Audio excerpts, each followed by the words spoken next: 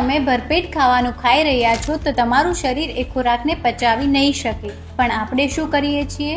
દિવસમાં 2 થી 3 વાર ખાઈ લઈએ છીએ અને ક્યારેક તો જરૂર કરતાં વધારે ખાઈ લઈએ છીએ. પછી શું થાય છે? આળસ આવે છે, પેટ ભારે લાગે છે અને માથું ચકરાય છે. આપણા શાસ્ત્રો કહે છે કે તમે તમારા પેટને 3 ભાગમાં વહેંચો.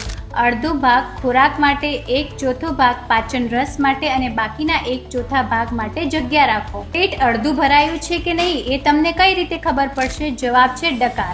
જ્યારે તમારું પેટ ખાલી હોય છે ત્યારે હલકી હવા હોય છે. જેમ જેમ તમે ખાવાની શરૂઆત કરો છો તેમ એ હવા ડકાર રૂપે તમારા શરીરમાંથી બહાર આવે છે. એ સિગ્નલ આપે છે કે તમારું પેટ ભરાઈ ગયું છે અને હજુ પણ તમે જો ખાવાનું શરૂ રાખશો તો તમારું શરીર એ ખોરાક પચાવી નહીં શકે. ત્યાંથી શરૂ થાય છે પેટના રોગો, ઊંઘની તકલીફ, ઓબેસિટી, ડાયાબિટીસ, બીપી જેવા અન્ય રોગો. એટલા માટે ભૂખ લાગી હોય તેના કરતાં થોડુંક ઓછું જમવું જોઈએ.